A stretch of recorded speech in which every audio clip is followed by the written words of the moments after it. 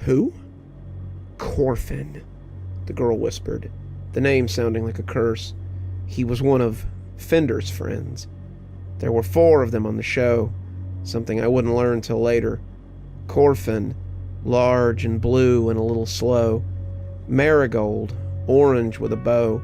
She was basically a female Fender. Hopscotch, she said, shuddering visibly. Small and green and quick and terrifying. Fender, he was the worst. Red with big eyes like Corfin, a wide smile, and no mercy. The girl retched, and up came another of the memories. Dr. Winters hadn't been expecting this, and she scooped it off the girl's chest and took it to the sink. She dumped it in, watching it wobble there for a moment before realizing that the girl was talking again. We had to run. We couldn't do anything. We ran for the gate, but they were one step ahead of us. In the end, they were always one step ahead of us. We didn't know. Who? I asked, trying to keep pace with Matt's longer legs. Corfin. Remember, I told you guys that Mom had the plushie. I remember liking him as a kid, but now I'm kind of glad she got rid of it. I don't think I could stay in the house with that thing after this. We were running up the center lane, making our way for the main gate. We had to get out. We had to escape. It was the only way, but as we came into the collection of soppy storefronts, that's when I got that feeling of being watched again. It was even worse than it had been in the forest. The eyes of something were upon us as we made a break for it, and it made us careless. I kept stumbling over things like shells and the corpses of dead fish. It was hard not to feel them, harder still not to notice them. They peeked from the turnstiles of empty rides, from every haggard building that stood still, and once or twice I thought I caught a glimpse of something else as it tracked us. A flash of red, a flash of green, a flash of orange, a flash of blue. They were all after us, even Corfin, and we had to get away. We came back to the front, that long main street of derelict stores and muted colors, and that's when we saw it. It was in the road, barely bigger than me, and it was hopscotching across the board that had been drawn on the ground. Matt and I stopped, standing as still as we could, while it played, and it didn't seem to have seen us. It had its head down, its feet pumping as it jumped from one square to the next, and its eyes were centered on the game. I looked at Matt and found that he was looking at me. Neither of us seemed to know what to do, so we just stood there, hoping not to be noticed. That was when it looked up. It was small and green, the fur matted and clinging to it rottenly. It had the same washed-out white eyes, no hint of color, and as its mouth lolled open, I could see something darker inside, something that writhed and pitched like tar. The eyes inside that mouth were terrible, huge liquid orbs of hatred, and it stood poised on one foot, as if waiting for a signal. We didn't move. We didn't know what might set it off. We were listening for any sound around us, any indication that the others might be close by, and this might be nothing but a distraction. We stood staring at each other like gunfighters, waiting for the draw. And when it opened its mouth, it bellowed at us, and we knew it was more than a challenge. Hopscotch had signaled the others.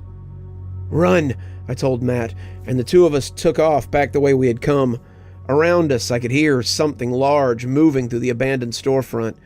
I didn't dare turn my head. I didn't dare look to see what it could be, but up ahead, a shape was beginning to materialize.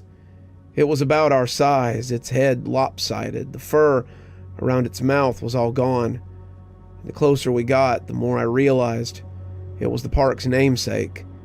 It was red and slim, and it could only be Fender. I heard Hopscotch coming up behind us, and I could tell another was coming in to hem us off. We cut down an open space, the one that would take us to the fair, and that was when the big blue one rose up. He was massive, easily twice as large as the others, and I yelled at Matt to look out. Somehow, I'll never understand how, but we managed to get around him. He lunged at Matt, but seemed to second guess it a moment later and lunged at me.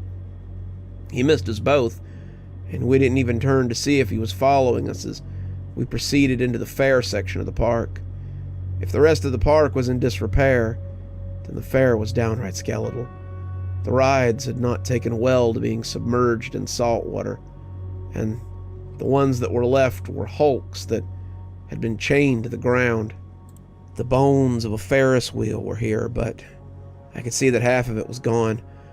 One of the cars hung lonely from it, a single soldier, trying to hold out against time. Many of the food stalls had collapsed. The canopies and banners were nothing but ragged memories, and the only thing that seemed even partially intact were the bumper cars. Some were gone, but the majority of it was still there. It would have made a great place to hide, I reflected, as we walked past it. This is nuts, Matt said, breathing. I never thought I would spend my evening getting chased through an abandoned theme park by creatures my mother had talked about so fondly. It's like being chased through Disneyland by Mickey freaking Mouse. How are there still creatures here to chase us? I asked, as I leaned against the side of the bumper cars and tried to catch my breath. The place has been underwater for 2 decades. There shouldn't be anything left. I don't know, Matt said, but we got to find a way out of here. They're fast, and they seem pretty organized. They've already got Candace and Emma. I really don't want them to get us. It made me more than a little sad to realize that we had just stood by and let our friends get snatched, but what else could we do? We couldn't fight these things. We didn't have any guns or weapons. They were bigger than us, too.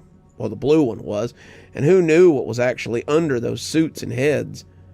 I had glimpsed a little bit of it in Hopscotch, and I really didn't want to see any of it any closer. They were being used, that was obvious, and I assumed it was the reason that they had never tried to tear this place down. If those things were making it their home, I didn't want to get too close either. We got to find a way out of here, Matt reiterated, and I opened my mouth to say that I was aware when I heard a loud sound from behind us. We jumped the little fence and hid behind some of the bumper cars as they came into the fairground. None of them spoke, standing in a loose group as they stared vacantly ahead. Whatever was inside them was some kind of hive mind, I assumed, because without a single word spoken, they all suddenly took off in different directions, weaving through the streets of the old fairground as they searched for us. We stayed low, waiting for them to move away, and when Fender finally took his leave, I whispered to Matt that we should get going. We kept low, we kept quiet, and we made our way back in the direction of the front by way of the fence line. There has to be something, a hole in the wall, a way to get back to the entrance. Something, he said. I started to tell him that we could go looking for holes, but that was when I looked down and saw the water. It wasn't much, just a trickle, but it was definitely starting to come back in. How long had we been here? I didn't know, but it didn't feel like that long. It felt like we had barely been here an hour, but I guessed it really didn't matter. I didn't know how long we had searched for Emma anyway. However long we had been here, the water was going to come back soon, and we were going to be stuck in more ways than one when the tide came back in. This would definitely be water that was too deep to touch the bottom of, and I doubted that either one of us had the energy left to swim for what was probably nearly a mile. "We got to find something," I told him. Let's check the wall and see if there's a hole." We made our way carefully through the fair area, hearing little noises that made me believe we were being followed. Why didn't they just get us already? They didn't seem to have any problem taking Emma or Candace. Were they playing with us? I didn't know. I didn't care. I just wanted to get out of here, away from this place, so I could never see any of this again. We searched, but the walls were surprisingly sturdy for a place that had been underwater and abandoned for 20 years or so. The walls were tall, the tops coated in razor wire that looked rusty and jagged. I didn't want to tangle with razor wire under the best of circumstances, and it looked like a quick trip to the emergency room for sure. Matt spit out a string of curses as we failed to find a way out, and I told him it might be best if we headed back for the front. While we were looking, the water had been slowly creeping up around our shoes, and I could feel the moisture sinking into my socks. And we were going to be waiting soon. That was a certainty, and I didn't want to try to run from those things with water coming up around my ankles. "Maybe we can get around them. They're clearly stalking us," Matt said as he looked around worriedly. "So if they're here, then we can make a run for it. Then maybe we can get out before they can catch us." It was a sound plan, and we made our way back along the wall as we headed for the front gate. Matt had wanted to run. Hell, I wanted to run, but I made him slow down so we didn't get winded. If we had to sprint, I didn't want one of us to trip from exhaustion and get caught because we were tired. Came back around to the ticket booth, and I smiled, thinking we were free. I think now that was what jinxed us, the thought that the worst was behind us. All the warning we got was a groan of metal and wood before Corfin landed on Matt and squashed him to the ground like a bug. They were all around us suddenly, Corfin standing on Matt's back, and the other three looming in the doorway of the old buildings like ghosts. "Run!" Matt shouted out, and again, all I could do was run. I ran back into the park because that was the only option I had. The water was starting to come in now, covering my shoes as it slowly trickled back into the park. I could think of only one place to go, and it was the last place I wanted to go. I ran for the giant mountain, the one with the face on it, the tallest point in the park. You're still here. Thanks for stopping by. Dr. Plague here. Always a pleasure to see all my new and old viewers coming by for another one of my spooky tales. If you'd like to support the show, you can always take part in one of our channel offers through Fume or Aura, or you can just click on another video when they come up. I'd really appreciate it. For our newer viewers, we also have lots of playlists and other things if you'd like to get caught up. I know some of my series have been going on for quite a while. If you'd like to get my latest book, there's a link down below that'll take you to my Amazon page. Towesey Homestead just came out, so if that's something you'd like to get your hands on, go ahead and have a look down there. If you'd like a signed copy, you can go ahead and email me from my email address on the site, and I'll get with you about shipping information and ship you a signed copy. If you'd like to support the channel in a more monetary fashion, we also have membership through YouTube, and we've got a Patreon that you can get the information for in the description. We have lots of tiers and everything to suit your needs.